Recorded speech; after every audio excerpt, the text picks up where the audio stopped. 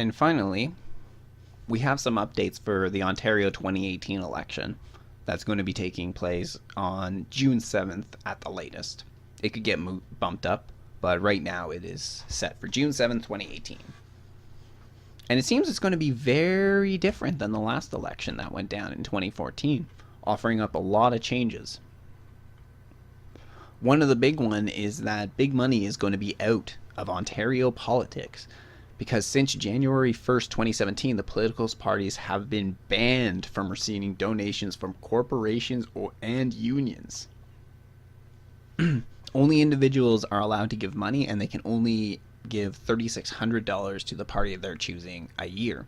And this is down from when it was previously $23,275. I really hope that's true, because there's been a series of stories that have been coming out revealing that, big donors have been funding a lot of Ontario's political parties.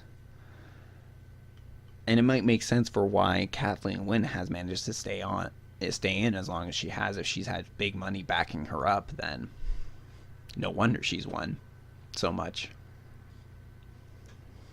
Although this next one, I am not crazy about.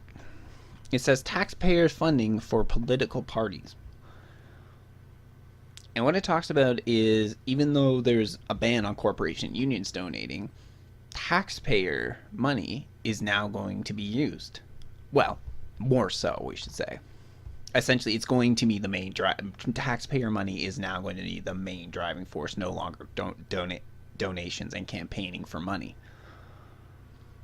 It says all parties who receive at least 2% of the popular vote in the last election are getting an annual allowance of $2.71 per vote. It means that the three official parties and the Green Party of Ontario get the following amounts in 2017.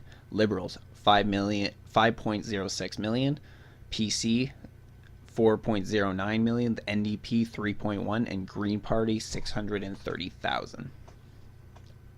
I don't like this. I think what they're trying to do is just, again, they're trying to regulate the amount spent. But what I don't like about this is now it gives the advantage to essentially whoever is in the lead to begin with, who's ever in charge. So now it gives Wynne an advantage it gives her almost an extra $1 million to work with over the Progressive Conservative Party in this new election. And I can just see a huge waste of taxpayer money being used during these elections. These elections are not cheap. That money has to come from somewhere. Why do I feel like my taxes are about to get raised? I feel like part of this is there's no actual correlation that has to do with Wynne's political numbers, but it's funny how this, despite Wynne's terrible approval ratings, her numbers are god awful. Last time I checked, I think they're like 17% approval rating. A lot of people that would probably jump ship from her from giving her money, and now almost doesn't seem to matter because she's just going to make $1 million extra over the Conservatives to work with. There's also going to be an additional 15 new seats added, but they're all going to be in cities. Again, I feel like this is very strategic, because being in the cities is generally a liberal place, so this is going to work again in the Liberals' favor. And definitely the NDP will benefit too. But the Progressive Conservatives are the ones that are really going to be affected by this, because the Conservatives already tend not to do well in cities. They do better on the outskirts.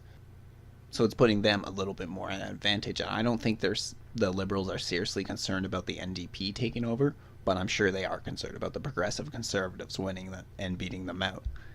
It just seems like it's almost strategically placed to help give Wynne an advantage.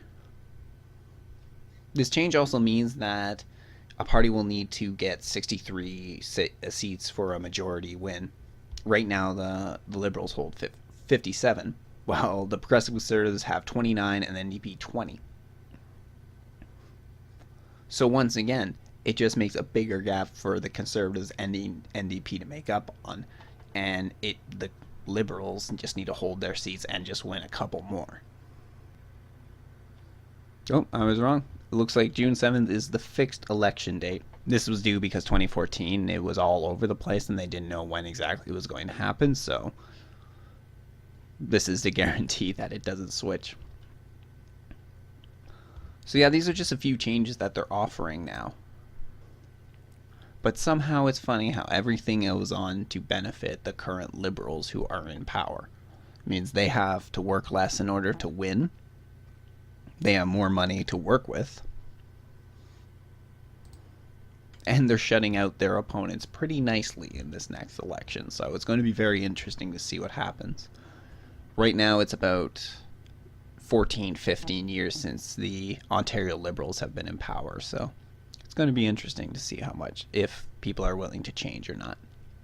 That's all I got for you today. I want to thank you for joining me on the podcast today. I'm Adrian Lloyd. This is just my stupid opinion.